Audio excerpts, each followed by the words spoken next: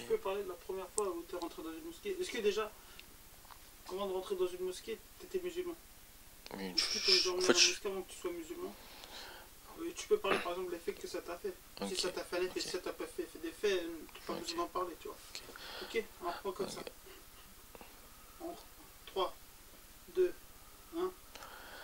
La première fois où je suis rentré dans une mosquée, je n'étais pas encore musulman. J'ai accompagné mon ami Karim qui partait prier, faire la prière.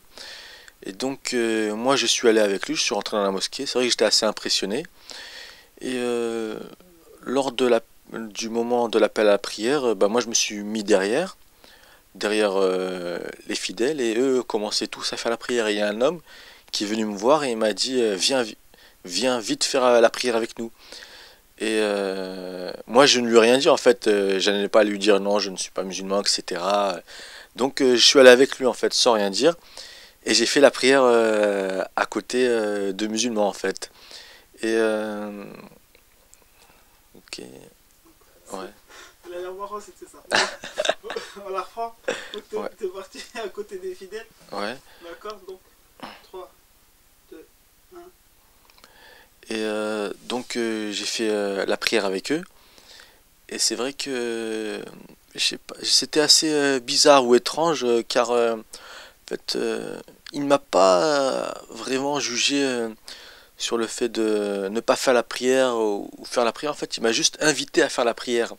Et ça lui faisait plaisir. Lorsqu'il m'a dit viens faire la prière, viens avec nous faire la prière, c'était une invitation. Il avait avec un grand sourire, c'était pas, et aucun jugement, rien du tout. C'était comme si c'était vraiment une invitation à l'appel de Allah en fait. Tandis que c'est vrai que parfois à la synagogue ou autre, si on ne fait pas la prière, ou si je ne connaissais pas très bien les prières hébraïques, ou si lorsque j'étais à la synagogue je ne priais pas vraiment avec tout le monde, c'est vrai que je sentais une certaine gêne, une certaine honte en fait, et par rapport aux gens. Et ce que j'aime beaucoup dans l'islam, c'est que il n'y a pas besoin on n'a pas à avoir honte devant les gens. On n'a rien à réellement à prouver aux gens, mais surtout à Dieu que on doit, euh, on doit rendre des comptes en fait. Ouais, D'accord. ça j'ai dit un peu, Ouais, c'est donc pas là, trop. t'as fait ton. Ok. Là, c'est ton message que tu voulais passer, hein. Ouais, peut-être, ouais, Voilà. genre, comme ça, c'est un avertissement pour les Turcs. Là, je plaisante. Bon, c'est parti. 3, 2, 1. Donc, moi, je croyais très fortement. Vas-y. On a dit on va revenir sur ta conversion, d'accord? Et passe après, parle un peu de ta famille et tout ce qui s'est passé après. Bon, on en a parlé tout à l'heure. 3, 2, 1. C'est vrai que dans le judaïsme, en fait, bon, lorsque j'étais juif, je croyais fermement en Dieu, en fait.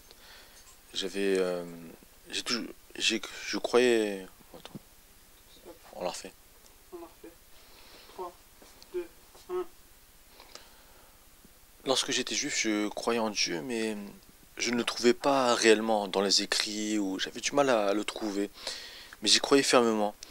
Et c'est justement en m'approchant de l'islam que j'ai eu l'impression, puis ensuite j'ai trouvé justement Dieu. Moi qui a vraiment toujours cru en Dieu, sauf pendant une petite période de ma vie, je ne l'ai jamais vraiment. J'ai toujours eu du mal à le trouver. Je le cherchais, mais c'était assez difficile. Je ne savais même pas qui il était-il vraiment, ou que représentait-il. Et c'est lorsque je me suis intéressé à l'islam et ensuite converti à l'islam que j'ai vraiment su et compris qui était Dieu et ce qu'il représentait. Et c'est là où je l'ai réellement trouvé.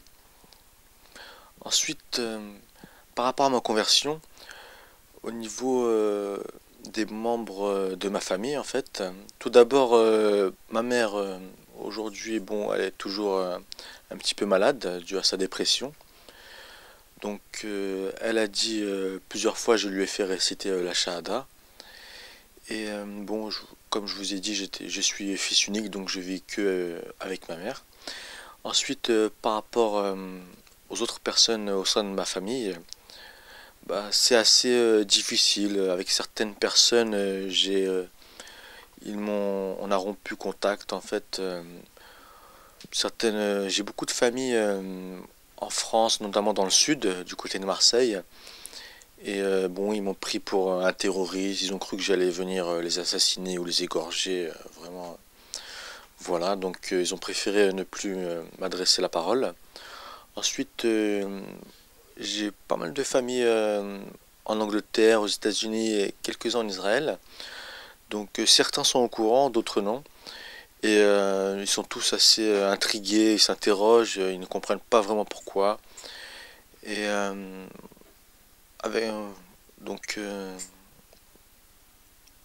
ok. Ok. Ouais.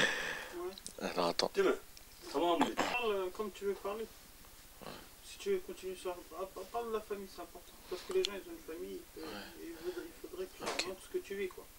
Et c'est vrai que au niveau de la famille, donc j'ai gardé contact avec. Tiens, reprends, parce qu'on s'est entreposé. Ouais, je crois, en plus, ouais. Vas-y. 2, 1. Donc avec ma famille, j'ai gardé surtout contact avec une personne. C'est ma tante en fait, une tante à moi, qui a ouvert une entreprise justement d'anglais en fait. Elle donne des cours d'anglais. Elle vivait aux États-Unis. Donc c'est vrai qu'on se voit, d'ailleurs on se voit beaucoup plus qu'avant ma conversion en fait. Ma conversion à l'islam a peut-être été un déclencheur et je la vois assez souvent, bien qu'elle a pris ma conversion assez difficilement, mais elle m'a toujours soutenu et toujours aidé dans ma vie même justement, moi et ma mère et moi. Et on se voit assez souvent et c'est vrai qu'elle a eu assez peur de ma conversion justement avec tout ce qui est véhiculé à la télé, terrorisme, etc. Et donc elle avait pris cette peur que je m'engage ou avec Al-Qaïda ou je ne sais qui. Mais bon, au bout de aujourd'hui, cela fait bientôt 5 ans, bientôt 6 ans que je suis converti et voit que je suis toujours moi-même. Ok, On voilà. arrive à la fin, là. Hein? On arrive à la fin, là. Ouais. T'as quelque chose encore à rajouter ou pas? Tu voulais que je parle par rapport aux familles, tout ça et tout, le fait de convertir ou je sais plus ou... Comme tu veux. Voilà, t'as parlé un peu. Ouais, Tu peux raconter des anecdotes si tu veux. Comme tu veux. ouais, j'ai une anecdote. T'as une anecdote? Ouais. Ok, bon, on reprend. 3, 2, 1. Donc c'est vrai que j'ai une anecdote à vous raconter. En fait, j'avais peut-être 14 ans, j'étais en classe de troisième je crois, quatrième troisième et c'était en cours d'art plastique. En fait, depuis tout petit, je suis quelqu'un qui est très habile de mes mains. Je dessinais beaucoup, je faisais beaucoup de peinture, un petit peu de poterie. Et cela venait justement de mon père, en fait, qui était peintre en bâtiment, lui aussi très habile de ses mains. Donc je dessinais beaucoup, etc. Et en cours d'art plastique, le professeur nous avait demandé justement de réaliser avec de l'argile un... Ah ouais, excuse-moi. Bon, on reprend. Non, est-ce que le micro il est ouvert? Ouais, il est ouvert. Vas-y. C'est pas grave, c'est pas grave. Bon, Si on jamais. reprend. On reprend. Je- Ouais, t'inquiète, je sais. D'accord. 3, 2, 1. Donc le professeur nous avait demandé de réaliser un projet avec de l'argile en fait. Il souhaitait que l'on fabrique une sorte de statuette en fait, un bonhomme, une statue. Et donc on avait eu peut-être 2 semaines pour le préparer. Et moi j'y avais vraiment mis tout mon cœur vraiment pour le faire. D'ailleurs j'ai dû m'y reprendre à plusieurs fois. J'avais réalisé un petit bonhomme de football en fait, c'était en période de Coupe du Monde. Et je l'avais peint avec les couleurs de l'équipe de France d'ailleurs. Et il était vraiment très bien réussi. Et le jour de l'épreuve, en fait, le jour où on devait tous présenter notre objet, bon, j'avais eu le meilleur objet, la meilleure petite statue. Et après, lorsque le professeur commençait à les noter, tout le monde avait vu que d'ailleurs que ma statue était la meilleure et le professeur commençait à la noter. Une camarade de classe a tiré les tables et en fait ma statue est tombée et s'est cassée. Et bon, bah c'est vrai qu'aujourd'hui avec du recul, c'est vrai que aujourd'hui on sait que dans l'islam, les statues, l'islam condamne vraiment tout ce qui est statue, statuettes et représentations de personnes. Et c'est vrai que, bon, je sais pas si c'est un signe ou autre, mais il y avait eu vraiment ma statue se détachait vraiment des autres, et c'est la seule, celle qui est tombée, qui s'est cassée, et les autres étaient toujours intactes, et voilà quoi, c'était une petite anecdote au passage. Je sais même pas pourquoi je t'ai raconté ça. 3, 2, 1. C'est vrai que ce qui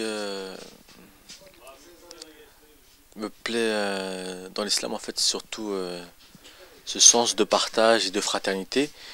Mais parfois, la nature humaine peut vite revenir au galop et on assiste souvent à des personnes ou des, des groupes d'individus ou autres assez sectaires.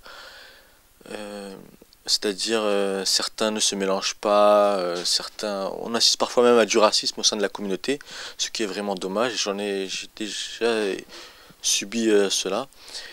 Et c'est vrai que nous sommes à la base tous musulmans, tous frères, tous sœurs. Dieu le dit justement dans le Coran et parmi beaucoup de hadiths. Et justement, c'est vrai que parfois cela devient dangereux de faire d'ailleurs comme d'autres non-musulmans, voire d'autres personnes de... Ouais, j'ai pas les mots là. Ouais.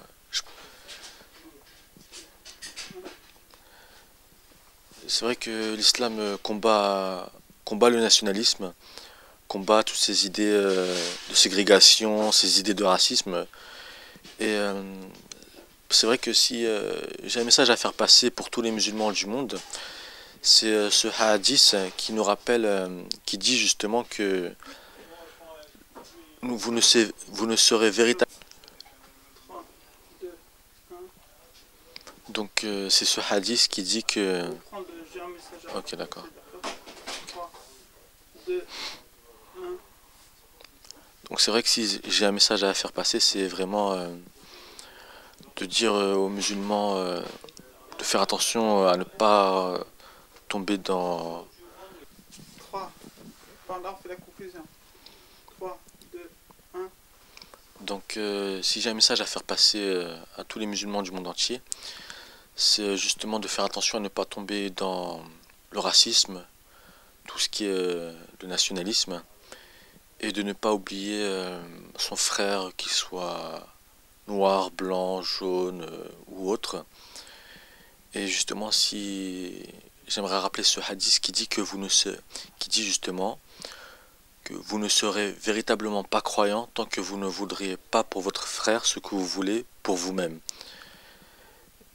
Et vous pouvez voir justement que tant que vous ne voulez pas pour votre prochain, votre frère en islam, ce que vous voulez pour vous-même, vous ne serez véritablement pas croyant, vous n'êtes pas encore un véritable croyant.